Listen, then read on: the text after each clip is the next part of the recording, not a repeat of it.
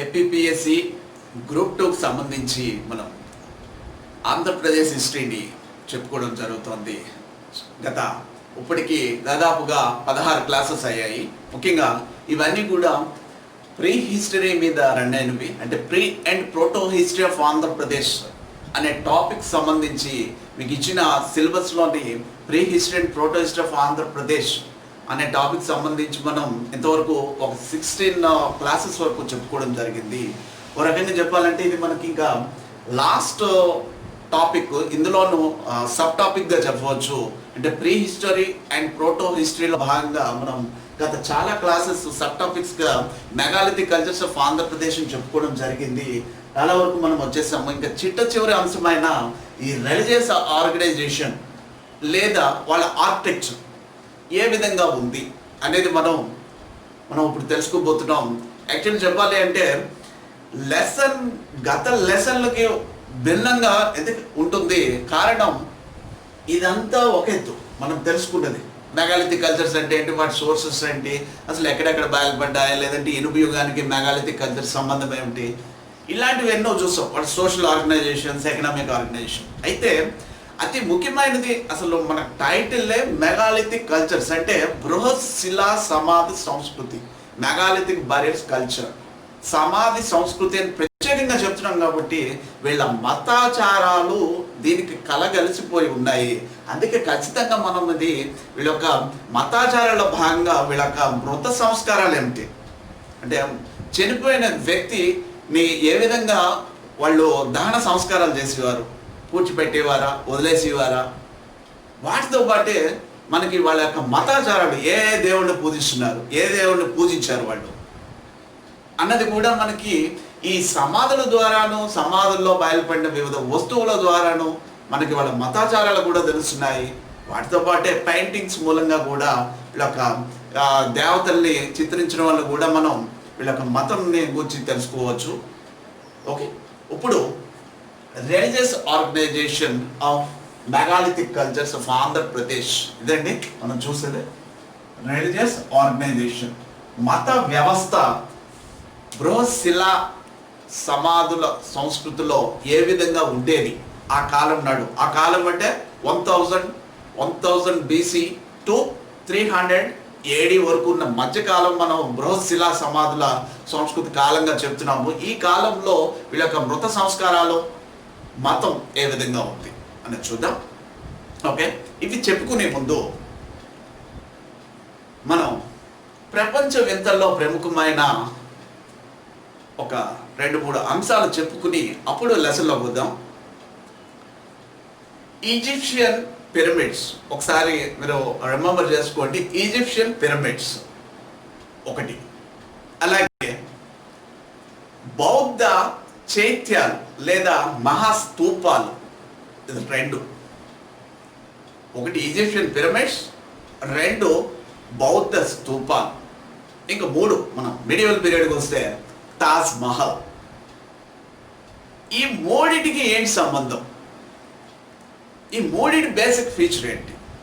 ఒక్కొక్కటి సంబంధించినవి. పిరమిడ్స్ ప్రపంచ ప్రసిద్ధిగా కట్టడాలు, ప్రాచీన ఈజిప్ట్కి సంబంధించి పిరమిడ్లు అతి ముఖ్యమైన కట్టడాలు. అలాగే బౌద్ధులకు సంబంధించి మహా చైత్యాలు, పూజకి ఉపయోగించేవి కట్టడాలు. ఇంకా తాజ్ మహల్ చెప్పక్కర్లేదు. షాజహాన్ తన భార్యకు ముంతాజ్ బేగంకు అది అపూర్వ కట్టడంగా చేయడం జరిగింది. ఇది ఇప్పటికీ సందర్శనార్థం మనం వెళ్తూనే ఉంటాము. ఇది ఎంతో ఓ రకంగా చెప్పాలంటే తాజ్ మహల్ అన్నప్పటికీ తాజ్ అంటాము. చూడగానే మనకు ఆ కట్టడాన్ని చూడగానే, పాలరాతిని ఇవన్నీ చూడగానే మనకు ఆశ్చర్యం కలుగుతుంది. షాజహాన్ కాలం అంటే నియర్లీ 1600 AD ఆ టైంలో అరౌండ్. సో ఈ కాలంలో కట్టడం. కానీ వీటన్నిటి బేసిక్ ఫీచర్ ఏంటండి? వీటన్నిటి బేసిక్ ఫీచర్ ఒకటే, తోంబ్ అంటే సమాధి. సమాధులు ఆశ్చర్యం. పిరమిడ్స్ అనేవి సమాధులు, బౌద్ధ చైత్యాలు అనేవి సమాధులు, తాజ్ మహల్ అనేది కూడా సమాధి. ఇది చరిత్ర తెలిసిన వాళ్ళకి మాత్రం కొద్దిగా అవగాహన ఉన్న వాళ్ళకి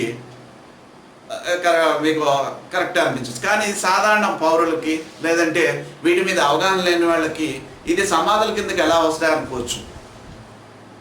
ప్రాచీన కాలం నుంచి కూడా ఒక వ్యక్తి స్మృత్యర్థం, ఒక వ్యక్తిని గుర్తుపెట్టుకోవాలన్నా కూడా, వాళ్ళ గురించి తెలియాలన్నా కూడా, వాళ్ళు గొప్పగా చరిత్రను నిలిచిపోవాలన్నా కూడా ఈ విధమైన కట్టడాలు సమాధులు నిర్మించుకోవడం జరిగింది. ఇది మనం ప్రస్తుత కాలంలో కూడా చూస్తూనే ఉంటాం. మన ప్రముఖమైన నాయకుల సమాధులు, ఘాట్లని, బాపు ఘాట్లని, ఇలాంటివి ఎన్నో స్మృతి వనాలని నిర్మించుకోవడం జరుగుతుంది. మరి ఇంతటి ఘనమైన చరిత్ర ఉన్న ఈ సమాధులకి మరి ఆంధ్రప్రదేశ్లో ఏ విధంగా ఉండేది? అసలు ఆంధ్రప్రదేశ్లో మొట్టమొదటి కట్టడాలుగా పేర్కొనేవి ఏంటి అంటే బృహశిలా సమాధులు. ఆంధ్రప్రదేశ్ లేదా తెలుగు రాష్ట్రాలలో మొట్టమొదటి కట్టడాలు, ప్రాచీన కాలంలో మొట్టమొదటి కట్టడాలుగా పేర్కొనేది బృహశిలా సమాధులు. ఇది బిట్ కింద రూపొందే అవకాశం ఉంది. ఓకే, సో బృహశిలా సమాధులు అంటే పెద్ద రాతితో నిర్మించిన సమాధులు ఇవి. వీటి యొక్క ఇంట్రడక్షన్, అలాగే వాటి యొక్క సైలెంట్ ఫీచర్స్, ఇవన్నీ కూడా మనం గత క్లాసెస్లో చెప్పుకోవడం జరిగింది. మనం వీటి గురించి చాలా తక్కువగా చెప్పుకుందాం. అంటే ఆ నిర్వచనాలు ఎక్కడెక్కడ బయలుపడ్డాయి, వాటి ద్వారా ఏంటి ఉపయోగం, ఇవన్నీ కూడా మన డెఫినేషన్, సోర్సెస్, సైలెంట్ ఫీచర్స్ ఇవన్నీ మొత్తం చూసేసాం గత క్లాసుల్లో. ఇప్పుడు అక్కడ జస్ట్ ఒక అవుట్లైన్ చెప్పుకుని మనం మెయిన్ లెసన్లో పోద్దాం. బృహశిలా సమాధులు పేరులోనే ఉంది. Megalithic culture, megalithic burial culture అంటున్నాము. అంటే పెద్ద పెద్ద శిలలతో సమాధుల నిర్మాణం గావించబడిన దాన్ని మనం బృహశిలా సమాధులు అంటున్నాము. వీటి యొక్క కాలం 1000 BC నుంచి మన చరిత్రకారులు, పురావస్తు నిర్ణయించింది 300 AD వరకు కూడా కొనసాగినట్లుగా మనం చెప్పుకోవడం జరిగింది. వీటితో పాటే వీటిని పెద్ద పెద్ద రాళ్లతోటి పెద్ద పెద్ద గృహాలు కానీ పెద్ద పెద్ద స్థలాల్లోనూ కొండల మీద నిర్మించడాన్ని బట్టి వీటిని స్థానికులు రాక్షస గుళ్ళు అనేవారు, అలాగే పాండవుల గుళ్ళు అనేవారు, మోరివర్ గుళ్ళు అనేవారు, లేదంటే కురుంబర్ కురులు అనేవారు. ఇవన్నీ కూడా మనం చెప్పుకోవడం జరిగింది. గూడు అంటే నివాసం అని అర్థం. అంటే రాక్షస గూళ్ళు, పెద్ద పెద్ద గూళ్ళ నిర్మాణం జరిగింది, రాతితో మాత్రమే నిర్మాణం జరిగింది. అందువల్ల వీటిని రాక్షస గూళ్ళు అనేది, అందులో శవాలు, అందులో అస్థిపంజరాలను చూసి స్థానికులు పెట్టుకున్న పేర్లు ఇవన్నీ కూడా. ఇవి ఇంత పెద్ద పెద్ద కట్టడాలు నిర్మించడానికి ప్రధాన కారణం ఇక్కడ మూఢాచారాలు అనేది మొదలైన యుగంగా కూడా మనం చూడవచ్చు. చాల్కొలిథిక్ కాలం నుంచి మూఢాచారాలు మొదలవుతూనే ఈ ప్రస్తుత కాలానికి వచ్చేప్పటికీ, ఈ మెగాలిథిక్ కాలానికి వచ్చేప్పటికీ మనకు వదిలేసిన కాలం. ఒక రకంగా చెప్పాలంటే మనం కంటిన్యూటీలోనే ఉన్నట్టు లెక్క. మెగాలిథిక్ కాలంలో కొనసాగుతున్న మృత సంస్కారాలు ఇప్పటికీ కూడా ఈ కట్టడ నిర్మాణంలో కానీ మార్పులు వచ్చినా కానీ ఆచార వ్యవహారాల్లో కానీ ఇప్పటికీ కొనసాగుతూనే ఉంది అనేది మనకి అర్థమవుతూనే ఉంటుంది. ముఖ్యంగా ఇంత పెద్ద పెద్ద రాళ్లతోటి సమాధుల నిర్మాణం చేయడానికి ప్రధాన కారణం మన చరిత్రకారులు లేదా పురావస్తు శాస్త్రవేత్తలు ఇచ్చిన ఇంటర్ప్రిటేషన్ చాలా ముఖ్యమైనది. సాధారణంగా మనిషి చనిపోయిన తర్వాత అంటే మన దేహం నశించిపోతుంది. మనం చనిపోయిన తర్వాత దేహం ఏమి ఉండదు. వీటిని క్రిమేషన్ కావచ్చు, జంతువులు పూర్వకాలంలో జంతువులకు వదిలేయడం కావచ్చు శరీరాన్ని, ఈ విధంగా చేసేవారు. అయితే మరి ఆత్మ ఎక్కడికి వెళ్తుంది? సోల్ అనేది ఎక్కడికి వెళ్ళిపోతుంది? శరీరం ఆత్మ రెండు ఉంటే ఆత్మ అనేది లోపల ఇన్నర్గా ఉండేది. సో యాక్చువల్గా మనం నమ్మేది ఏంటంటే రెండు నశించిపోతాయి, వేరే ఒక రూపంలో ఎక్కడో ఒకడ జన్మిస్తుంది అనే ఆలోచన మనకి ఉంది. ఇలాంటి ఆలోచనలే వీళ్ళకి ఉండడం, ఎక్కడైతే మనిషి చనిపోయాడో ఆ వ్యక్తిని తీసుకువచ్చి అతన్ని పెద్ద పెద్ద గృహాల్లో ఉంచడం వల్ల అతని ఆత్మ సంతృప్తి పడుతుంది. అంతేగాని మా ఊర్లోని గ్రామాల మీదకు వచ్చేసి వాళ్ళని భయభ్రాంతులు చేయకుండా ఉండడానికి కారణం అనేది పురావస్తు శాస్త్రవేత్తల, చరిత్రకారుల అభిప్రాయం. ఇంతంత పెద్ద కట్టడాలు కట్టడానికి ఆ వ్యక్తి ఆత్మ సంచరిస్తూ ఉంటుంది కాబట్టి మిగతా వాళ్ళని ఇబ్బంది పెట్టకుండా ఉండడానికి ఇంతంత పెద్ద పెద్దవి టన్నుల కొద్ది బరువున్న పెద్ద పెద్ద రాళ్లతో నిర్మాణం గావించారు అనేది చరిత్రకారులు, పురావస్తు శాస్త్రవేత్తలు దీనికి ఒక ఇంటర్ప్రిటేషన్ ఇవ్వడం జరిగింది. ఇవ్వండి.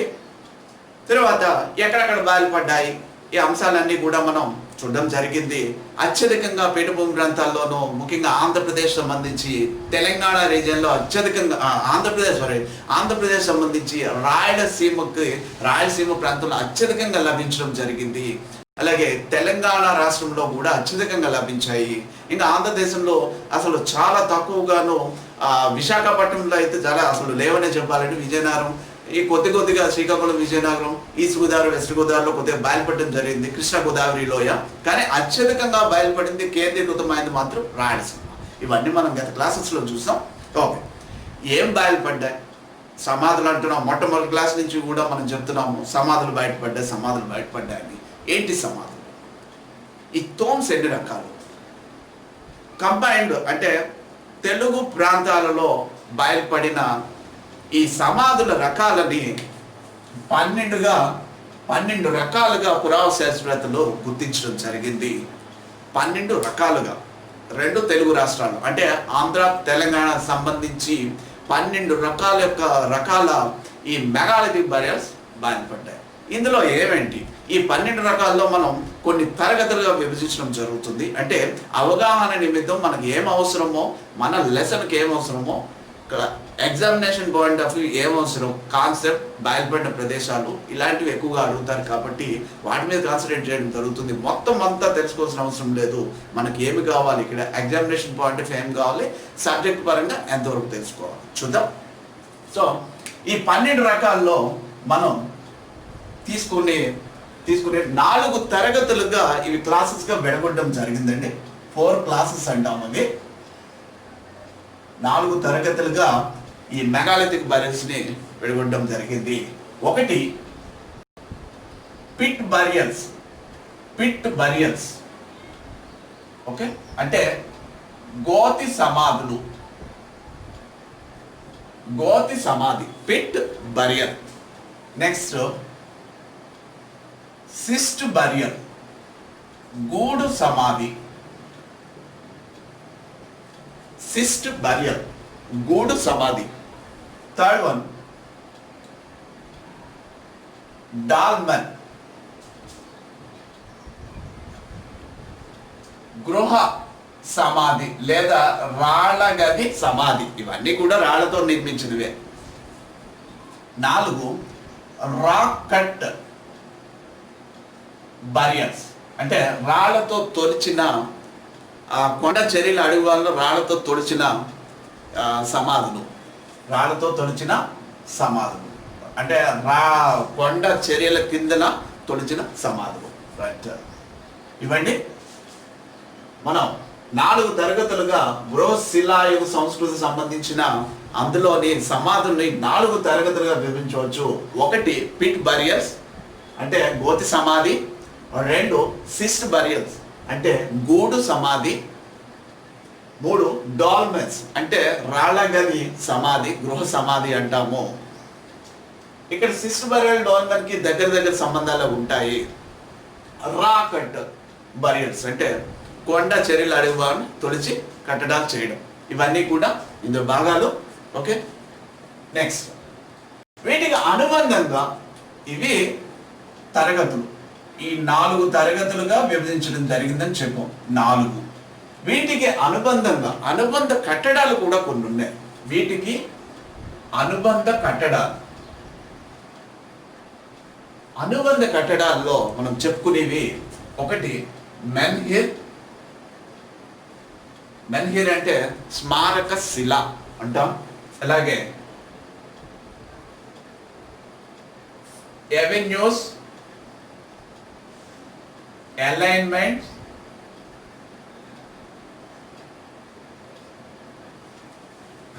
మెన్హిర్ అంటే స్మారక శిల అని చెప్తాం. పొడవాటి రాయిని స్మారక శిల. మెన్హిర్ అంటే స్మారక శిల. అలైన్మెంట్స్ అంటే ఈ శిలలు వరుస క్రమంలో ఉండడం, అలైన్మెంట్స్ అంటాం. అవెన్యూస్ అంటే ఈ శిలలు గుంపులుగా ఉండడం, ఇవి అవెన్యూస్ అంటాం. తర్వాత యాంథ్రోఫార్మిక్ ఫిగర్స్ అంటే మానవాకృతి శిల్పాలు అంటాం. నెక్స్ట్ శిలువాకృతి, క్రూసిఫాక్స్.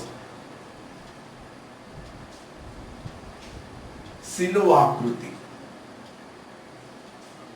ఓకే, అనుబంధ కట్టడాలు ఇవి మన చూడండి, మన సమాధులకి అక్కడ జ్ఞాపకార్థం కూడా పెట్టిన తర్వాత, కట్టేసిన తర్వాత కూడా ఒక గుర్తు కింద పెట్టడం జరుగుతుంది. అలాంటి అనుబంధం అంటాం. ఇవి మెయిన్ సమాధులకి పైన ఉండే భాగాలు. అయితే ఇవి ఆ లోపల వీటికి అనుబంధంగా వీటికి కొన్ని కట్టడాలు ఉండేవి. అవి మెన్హిల్ అంటాము, అలాగే అవెన్యూస్ అంటాము, అలైన్మెంట్స్ అంటాము, ఆంథ్రోఫార్మిక్ ఫిగర్స్ అంటారు, అలాగే క్రూసిఫార్మ్స్ అంటే శిల్వాకృతి శిలలు అనడం జరుగుతుంది. ఓకే, అంటే తరగతులు ఇవి, అనుబంధ కట్టడాలు ఇవి. ఇంకా మూడవది ఇందులో మనం చెప్పుకునే అంశం శవపేటికలు, అంటే కోఫిన్ బాక్సెస్ అంటాం కదా, శవపేటికలు. ఇవి గోతి సమాధానం. మరి అందులో పెట్టడానికి కావాలి కదండి. ఇప్పుడు పిరమిడ్స్ అంటున్నాం. పిరమిడ్స్ లోపల మమ్మీస్ ఉంటాయి. మమ్మీస్ని ఎలా పెడతారు? డైరెక్ట్గా మమ్మీ శవాన్ని తీసుకెళ్ళి కాదు కదా, అందులో బాక్స్లో పెట్టి బంగారం లేదంటే కొయ్య ఈ చెక్కలతో రాతితో తయారు చేసినవి ఆ బాక్సెస్లో పెట్టడం జరుగుతుంది. సో అలాగే ఈ బుద్ధుడి తాలూకా ఆయన తాలూకా అవశేషాలు కానీ ఏవైనా సరే బంగారు బరిలో పెట్టడం జరిగేది. ఇలాగే తాజ్మహల్ నిర్మాణంలో కూడా ముంతాజ్ బేగం ఈ సమాధి కూడా బాక్స్లో పెట్టి సమాధిని కూడా అలా చేయడం జరిగింది. సో అలాగే పూర్వకాలంలో ఈ విధంగా జరిగేవి. వాటిని శవపేటికలు అంటారు. ఈ శవపేటికల్లో మనకి మట్టితో చేసిన శవపేటికలు, అంటే శవపేటికలు. ఓకే, ఫస్ట్ వన్ తరగతులు చూసాం, రెండోది తరగతుల విభజన, 2 అనుబంధ కట్టడాలు, 3 శవపేటికలు. ఇది మట్టితో కావచ్చు, రాతితో కావచ్చు, కొయ్యతో కావచ్చు, లేదా కుండలతో కావచ్చు. ఇవ్వండి రకాలు. ఈ విధంగా ఈ విభజన చేయడం జరుగుతుంది. వీటి మీద బేస్ అయ్యే కొన్ని లెసన్ ఉంటుంది. లెసన్ మొత్తం తాలూకా ఐడియా ఇది. ఈ విధంగా మనం ముందర ఒక అవగాహనకు వస్తే 1 by 1 వద్దాం. నెక్స్ట్ మొట్టమొదటిగా ఈ పిట్ బరియల్స్ అంటే ఏమిటి? గోతి సమాధి. ఫస్ట్ వన్ పిట్ బరియల్స్, గోతి సమాధి. సాధారణంగా మనం చూస్తూనే ఉంటాము, మనిషి చనిపోయిన తర్వాత ఆ గోయని తీయడం జరుగుతుంది. గోతిని తీసి అక్కడ ఆ గోతి అడుగు భాగాన సున్నపు రాయితో కానీ లేదంటే గులక రాళ్ళతో కానీ ఈ చదును చేసి పూడ్చిపెట్టడం జరుగుతుంది. ఇలాంటి గోతి సమాధులు మనకి ఈ నాగార్జున కొండ, గుంటూరులోని అగిరిపల్లి, తర్వాత కారెంపూడి, కర్నూలులోని గజ్జల కొండ, ఇది ముఖ్యం. గజ్జల కొండ పిట్ బరియల్స్ అంటే గోతి సమాధులు, గోతుల్లో తీసి పూడ్చిపెట్టడం జరిగేది. ఇలాంటివి మనకు బయటపడినవి నాగార్జున కొండ వద్ద. నాగార్జున కొండ ప్రతి దానికి మనకు ఉపయోగకరమైందండి. ప్రీ హిస్టరీ నుంచి గమనిస్తే నాగార్జున కొండ మనం చెప్తూనే వచ్చాము. నాగార్జున కొండ మీద కాన్సన్ట్రేషన్ హై లెవెల్లో ఉండవలసి వస్తుంది. క్వశ్చన్స్ ఇక్కడ ఫ్రేమ్ అయ్యే అవకాశాలు చాలా ఎక్కువ ఉంటాయి. నాగార్జున కొండ, గుంటూరులోని అగిరిపల్లి, కారెంపూడి, కర్నూలులోని గజ్జల కొండ, ఈ ప్రదేశాలలో ఇవి ఈ పిట్ బరియల్స్ బయలుపడడం జరిగింది. అయితే ఇక్కడ పిట్ బరియల్స్ చెప్పుకునేటప్పుడే మనం కెయిన్స్ అనేది చెప్పుకోవడం జరుగుతుందండి. కెయిన్స్ అంటాం. కెయిన్స్ ఏమిటిది అంటే, ఇప్పుడు మనం ఏం చెప్పాం? పిట్ బరియల్స్ చెప్పాం, గోయ తీయడం జరుగుతుంది అని. వీటి చుట్టూ కూడా రాళ్ళని పేర్చడం జరుగుతుంది. రాళ్ళని పేర్చుతూ అది ఒక వరుస కావచ్చు, వలయాకారంలో 2 వరుసలు కావచ్చు, లేదా 3 వరుసలు కావచ్చు. ఇది కెయిన్స్ అంటాం. అంటే దూరం నుంచి చూసేటప్పుడు మనకి ఇదంతా కూడా వలయాకారంలో ఉన్నట్లుగా, రాళ్ళని పేర్చినట్లుగా కనపడుతుంది. ఇది చాలా ముఖ్యమైనది కెయిన్స్. అంటే పిట్ బరియల్స్ లో భాగంగా కెయిన్స్ ఎక్కువగా లభించడం జరిగింది. ఎక్కడెక్కడ అంటే Anantapur, Tadipatri area, Robert Bruce Foote కనుగొనడం జరిగింది. తర్వాత కారెంపూడి లాంగ్ హట్ కనుగొనడం జరిగింది. ఇవ్వండి, long hut, Karampudi long hut కనుగొనడం జరిగింది. తర్వాత చిత్తూరులోని ఏర్ల బండ బ్రాన్ ఫిల్ కనుగొనడం జరిగింది. ఇవ్వండి చూడండి. అలాగే నాగార్జున కొండ వద్ద కెయిన్స్ తో కూడిన డాల్మెన్స్, ఈ డాల్మెన్ అనేది తర్వాత చూద్దాం, డాల్మెన్స్ లభించాయి. ఇక్కడ చూడండి ఒకసారి, ఇవి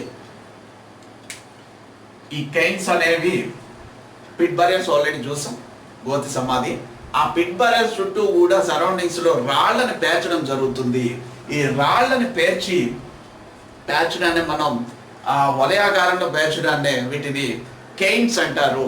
కెయిన్స్ అనేవి అనంతపూర్లో తాడిపత్రి ఏరియాలో బయలుపడ్డాయి. వీటిని రాబర్ట్ బ్రూస్ఫోర్డ్ కనుగొనడం జరిగింది. అనంతపూర్, తాడిపత్రి. కారంపూడి, గుంటూరులో కారంపూడిలో కూడా కెయిన్స్ తో కూడిన ఈ పిట్ బరియర్స్ బయలుపడ్డాయి. ఇది లాంగ్ హట్ కనుగొనడం జరిగింది. చిత్తూరులోని ఏర్ల బండ అనే ప్రదేశం వద్ద కూడా వచ్చాయి. ఇది బ్రౌన్ ఫిల్ కనుగొనడం జరిగింది. నాగార్జున కొండ వద్ద ఈ కెయిన్స్ తో కూడిన డాల్మెన్స్ బయలుపడడం జరిగింది. ఇక్కడ మ్యాచింగ్ లో రావచ్చు, లేదా ఈ థియరిటికల్ గా కాన్సెప్ట్ మీద వచ్చే అవకాశం ఉంటుంది. గమనించండి ఇవి. ఓకే, ఇది పిట్ బరియల్స్. ఇంక మనకి పిట్ బరియల్ అనగానే గోతి సమాధి, దాని చుట్టూ రాళ్ళు, కెయిన్స్, ఈ రెండు గుర్తు రావాలి. ఆ బయలుపడిన ప్రదేశాలు గుర్తు రావాలి. నెక్స్ట్ పిట్ బరియల్స్ అయింది. తర్వాత సిస్ట్ బరియల్.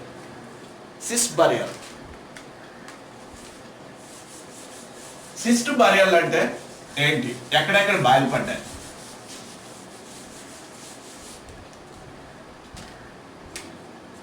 సిస్ట్ బరియల్ అంటే గూడు సమాధి అంటున్నాం. గూడు ఇక్కడ అర్థమవుతోంది, రాళ్లతోటి ఒక గూడుగా ఏర్పరచడం. ఇది స్వస్తిక్ ఆకారంలో ఉండడం జరుగుతుంది. ఈ గూడు సమాధి అనేది ఎక్కువగా భూమి లోపల, లేదంటే లోపల కావచ్చు, సగం బయటకు కావచ్చు, ఈ విధమైన నిర్మాణాలు జరిగేవి ఈ గూడు సమాధులు. ఈ గూడు సమాధులు ముఖ్యంగా రాళ్లతోటి నిర్మాణం గావించడం. ఇవి అత్యధికంగా ఆంధ్రప్రదేశ్ అంతటా కూడా లభించాయి. అయితే విశాఖపట్నంలో లభించలేదు. ఇది గుర్తుపెట్టుకోవాలి. ఆంధ్రప్రదేశ్ అంతటా ఉన్న ఒక విశాఖపట్నం, ఎక్సెప్ట్ విశాఖపట్నం, ఇది గూడు సమాధి అంటే నిర్మాణం గావించడం, ఈ గూడుగా ఏర్పాటు చేయడం జరిగేది. సో వీటికి ఇది గూడు సమాధి, ఒక గూడు ఏర్పాటు చేయడం. వాటితో పాటే ఇక్కడ గుర్తుపెట్టుకోవాల్సింది ఆధారభూతమైంది. ప్రస్తుత కాలంలో మనం చేసి ప్రతి వాటికి ఆధారభూతమైంది ఇక్కడ మనకు కనపడుతుంది.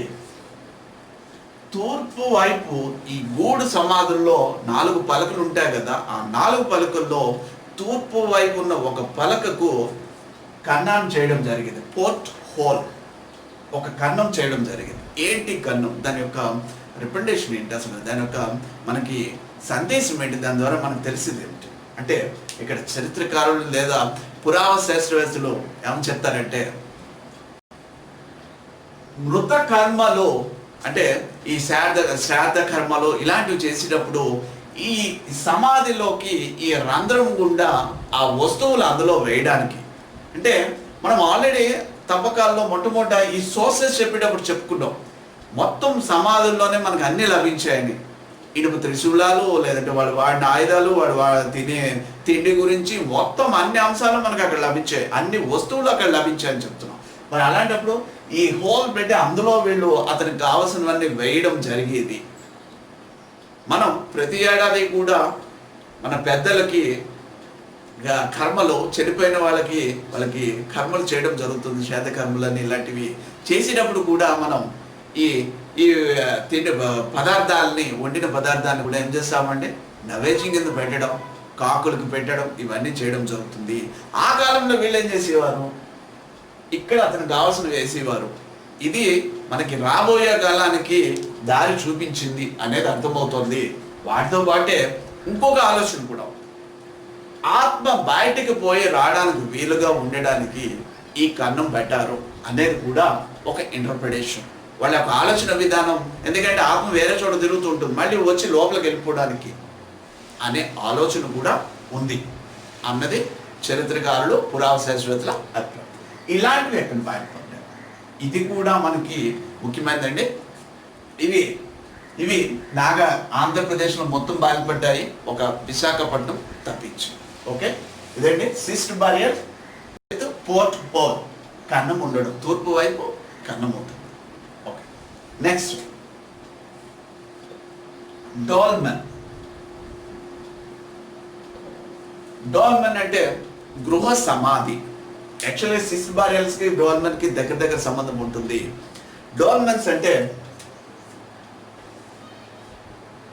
4 పలకరాలను బేస్మెంట్ తీసుకోవడం, వాటితో పాటే పైన ఒక రాతిని మూత పెట్టడం జరుగుతుంది.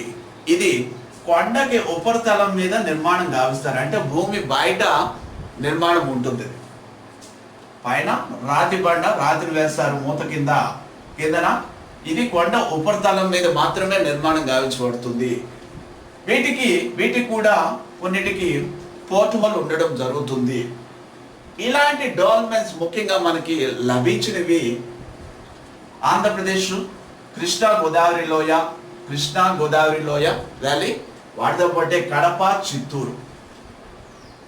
ఆంధ్రప్రదేశ్లో కృష్ణా గోదావరి లోయ, కడప, చిత్తూరు ఈ ప్రదేశాలలో, ఈ జిల్లాలలో అత్యధికంగా మనకి డాల్మెన్స్ బయలుపడడం జరిగింది. డాల్మెన్స్ అంటే గృహ సమాధి, 4 బండరాళ్ళు, 4 రాళ్లతోటి నిర్మాణం గావించడం, అతి పెద్ద రాళ్లతోటి కొండ ఉపరితలం మీద ఉంటుంది, భూమి లోపల ఉండదు. ఇది డాల్మెన్ అంటాం, తూర్పు వైపు ఉంటుంది. మరి డాల్మనాయిడ్స్ అంటాం. ఇందులోనే డాల్మనాయిడ్స్ అనేది డాల్మెనాయిడ్స్. ఏంటి డాల్మనాయిడ్స్? డాల్మెన్ అనేది మనకి ఉపరితలం మీద అని చెప్పాం. ఇప్పుడు డాల్మనాయిడ్స్ అనేది సగం భూమిలోను, సగం అంటే భూమి లోపలికి సగం, భూమి బయటకి సగం కింద ఉంటుంది. హాఫ్ ఆఫ్ ద పార్ట్ మనకి కనపడుతూ ఉంటుంది. ఆ సగం అంతా కూడా కింద భూమిలో పాతిపెట్టి ఉండడం జరుగుతుంది. ఇవి డాల్మనాయిడ్స్ అంటాం. ఇవి కారెంపూడి వద్ద, గుంటూరులోని కారెంపూడి వద్ద లాంగ్ హట్ కనుక్కోవడం జరిగిందండి. ఇది గుంటూరులోని కారెంపూడి లాంగ్ హట్ కనుక్కోవడం జరిగింది. తర్వాత లాంగ్ హట్ కదా, బాస్వెల్. డాల్మనాయిడ్స్ ని 1872లో కారెంపూడి వద్ద బాస్వెల్ కనుగోవడం జరిగింది. ఇది డాల్మనాయిడ్స్ అండి. వీటితో పాటే ఇంకా అతి ముఖ్యమైనది చుళ్ళధర్మగిరి అనే గుంటూరు దగ్గర ఉన్న నాగార్జున కొండ దగ్గర ఉన్న చుళ్ళధర్మగిరి అనే బౌద్ధ విహారం పరిసరాల్లో, నాగార్జున కొండ దగ్గర ఉన్న చుళ్ళధర్మగిరి అనే బౌద్ధ విహార పరిసరాలలో ఈ డాల్మనాయిడ్స్ కెయిన్స్ తో కూడిన, అంటే కెయిన్స్ అంటే ఫస్ట్ లో చెప్పాం కదండి, రాళ్ళు పేర్చింది ఉంటుంది అని చెప్పాం కదా. ఈ డాల్మనాయిడ్స్ కెయిన్స్ తో కూడిన డాల్మనాయిడ్స్ ఈ చుళ్ళధర్మగిరి పరిసర ప్రదేశాలలో లభించడం జరిగింది. ఇది బిట్స్ చాలా వరకు ఫ్రేమ్ అయ్యే అవకాశాలు ఉంటాయి. ఒకసారి చూడండి, డాల్మెన్ అంటే ఏంటి? గృహ సమాధి, భూమి పైన నిర్మించే ఒక బాక్స్ లాగా నిర్మాణం ఉంటుంది గృహం. వాటికి సగం భూమిలోనూ సగం బయట నిర్మిస్తే దాన్ని డాల్మనాయిడ్స్ అంటాం. ఇవి ఎక్కువగా మనకి ఈ కారెంపూడిలో బయలుపడ్డాయి. కారెంపూడిలో బాస్వెల్ కనుక్కోవడం జరిగింది. అలాగే చుళ్ళధర్మగిరి అనే నాగార్జునకొండ చుళ్ళధర్మగిరి అనే బౌద్ధ విహార పరిసర ప్రాంతాల్లో కూడా ఇది ఈ కెయిన్స్ తో కూడిన డాల్మనాయిడ్స్ బయలుపడడం జరిగింది. ఇవి అంటే పిట్ బరియల్స్ చూసాం, సిస్ బరియల్స్ చూసాం, ఇక డాల్మెన్స్ చూసాం. ఇప్పుడు ఇంకా రాక్ కట్ బరియల్స్ చూద్దాం. ఇవన్నీ కూడా రకరకాలు, ఇందులోనే చాలా రకాలు ఉంటాయి. మనకి కావాల్సింది ఐడియా రావడం, ఎగ్జామినేషన్ పాయింట్ ఆఫ్ వ్యూ ఏమి ఇంపార్టెంట్, ఏమి వస్తాయి. నెక్స్ట్ రాక్ కట్ బరియల్స్ అంటే కొండ చర్యల అడుగు భాగాన్ని రాకెట్ బరియల్స్ అంటాం. రాకెట్ బరియల్స్ అంటే కొండ చర్యల అడుగు భాగంలో రంధ్రం చేసి 5-6 అడుగుల రంధ్రం చేసి వాటిలో కోఫిల్ బాక్సెస్ నుంచి వారు ఇది రాకెట్ బరియల్స్ అంటాం. ఇది రాకెట్ బరియల్స్. ముఖ్యంగా కృష్ణా లోయలోని ఉప్పలపాడు అలాగే నెల్లూరులో జొన్నవాడ వద్ద ఇవి లభించడం జరిగింది. ఓకే, కృష్ణాలోయ, ఉప్పలపాడు, నెల్లూరులోని జొన్నవాడ వద్ద ఈ రాకెట్ బరియల్స్ అంటే కొండ చర్యల అడుగు భాగంలో రంధ్రం చేసి పెట్టడం అనేది ఈ రకమైన బరియల్ కృష్ణాలోయ, ఉప్పలపాడు, నెల్లూరులోని జొన్నవాడ వద్ద లభించడం జరిగింది. ఇవండి అంటే ఈ తరగతుల్లో పిట్ బరియల్స్ లో గోతి సమాధి అంటున్నాము. ఆ పిట్ బరియల్స్ లోనే మనం గుర్తుపెట్టుకోవాల్సిన గోతి సమాధితో పాటు కెయిన్స్ ను కూడా గుర్తుపెట్టుకోవాలి. అలాగే సిస్ట్ బరియల్స్ అంటే గూడు సమాధి అంటున్నాము. స్వస్తిక ఆకారంలో నిర్మాణం జరిగి గూడు ఏర్పరచడం జరుగుతుంది. వీటిలోనే పోర్ట్ హోల్ కూడా కన్నం పెట్టడం, తూర్పు వైపు కన్నం పెట్టడం, క్రతువులు కావచ్చు, ఇవన్నీ కూడా సంబంధించింది. అలాగే డోల్మెన్స్ అంటే గృహ సమాధి, ఒక గృహంలో ఏర్పాటు చేసుకుని వాటిని పైన మూత పెట్టి ఆ డోల్మెన్స్ ఉంటాయండి. వాటితో పాటే దానికి అనుబంధంగానే మనం తెలుసుకోవాల్సింది డాల్మెనాయిడ్స్ అంటే సగభాగం భూమి లోపలికి, సగభాగం పైకి కనిపించేలాగా ఉంటాయి. అలాగే రాకెట్ బరియల్స్ అంటే కొండల్లో అడుగు భాగాల, కొండ చర్యల అడుగు భాగాల కన్నాలు చేసి అందులో పెట్టడం జరిగేది. ఇవండి.